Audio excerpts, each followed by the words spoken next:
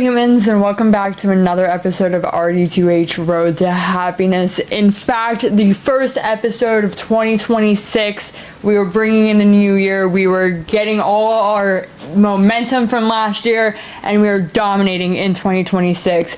I had one hell of a day today, so excuse me that I wear a suit every day at work, and then I come home, and when I do find the energy to record these episodes, a t-shirt is the best you're gonna get from me, so I'm not sorry about it.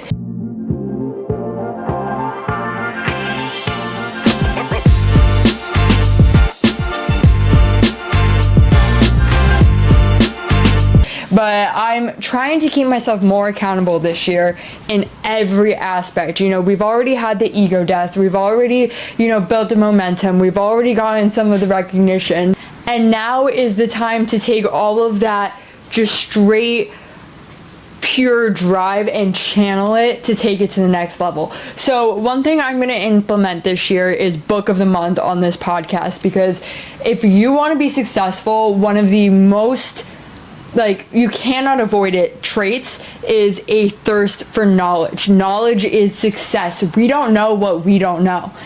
Genuinely, you don't know what you don't know until you know it. So the best way to do that is anything that fuels your interest at all, read on it. If you want to, I started this podcast when I was at my lowest, as we all know, and I'm basically documenting my self-development journey. I've moved to LA. I'm starting my career in brokerage at the largest investment firm in the United States. My goal is to make $1 million by 27, and I'm completely on track to that, but only if I continue progressing. I am maybe 3-4 years into this growth journey. I'm nowhere near where I want to be, but we are in it deep enough that we're going to keep making pushes and keep building momentum. So the thing I want to do this year is I want to do a book of the month. It's going to be mostly, I'm not going to lie, I don't allow myself to read fiction, because what's the fucking point? Reading is painful. Let's be real. Nobody likes reading. It's like going to the gym. Nobody wants to go to the gym. Nobody wants to read a book. Why am I going to sit there and read a book that teaches me nothing about the world? It does, make it make fucking sense. So for me, if I'm going to read, it's going to be something that's going to make my life better. It's going to teach me something. It's going to progress me. It's going to move the needle. So I'm not going to lie, most of the books are going to be self-development. They're going to be, finance. They're going to be real estate. But that's what you signed up for when you decided to watch Road to Happiness. Becoming the best version of ourselves and constantly pushing for self-development. We're not here to read no fan fiction novel. So the first book of the month, get ready, get excited, get hype. It is Mental Toughness Special Operations Navy SEAL Edition. Completely on brand, am I right? So I picked up this book, and it was actually great timing because there's so much in this, and if you're on your self-development journey, I would highly recommend you read, but you don't have to, because I'm basically going to give you all of the key points, so just keep watching if you don't like reading.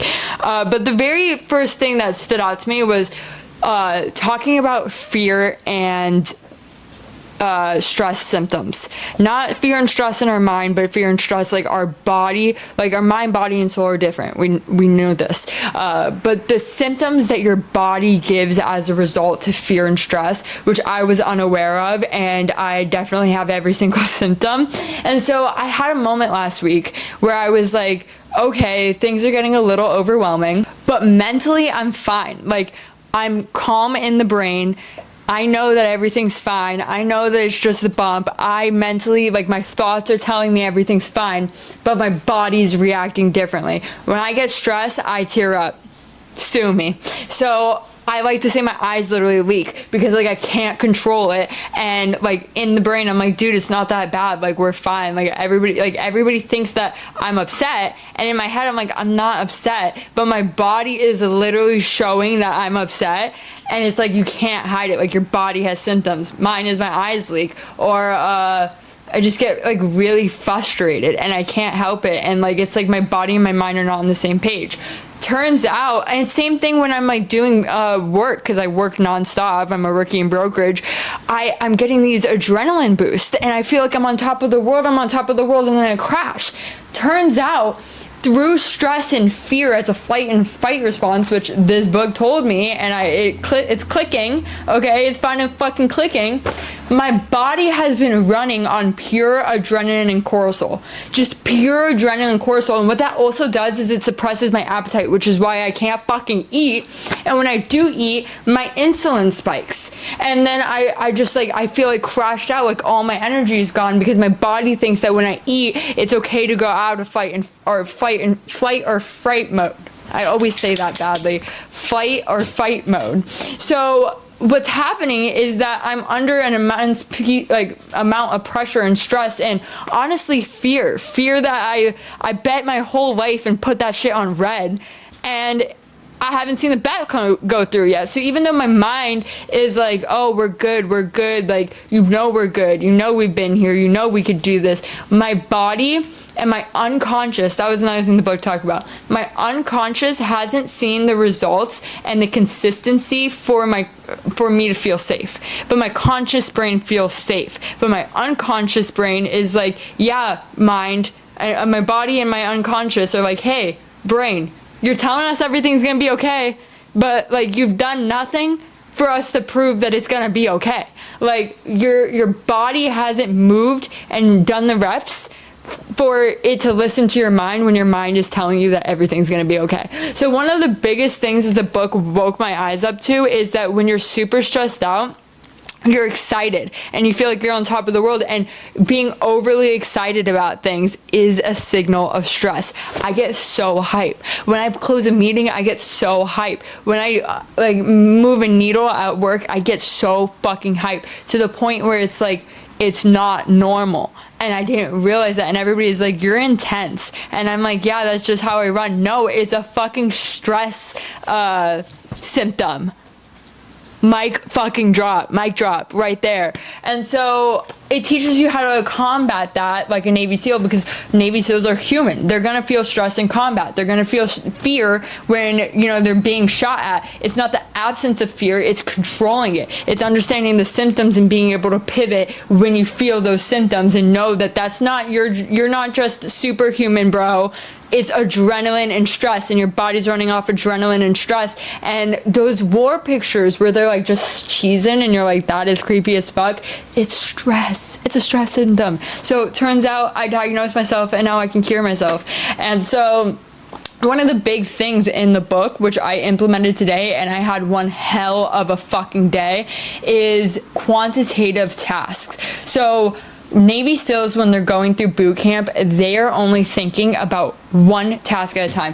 If they think about the entire day, it's so overwhelming and they won't be able to get through training. If they think about the entire boot camp, 6 months of fucking hell, they're never gonna make it. And that's how they end up quitting, is that they are focusing on, you know, how much they have left instead of the task in front of them. So the ones that are successful do like go on their morning shit and they're just like, I just need to make it to lunch. And when they make it to lunch, they're like, wow, what a victory. I just need to make it to dinner. And when they make it to dinner, they're like, oh my God, we made it through the day. I just need to make it through tomorrow. And they repeat the cycle. They're not thinking about the whole day. They're thinking about the task in front of them. But in order to think about the task in front of you, you have to have a clear, defined task.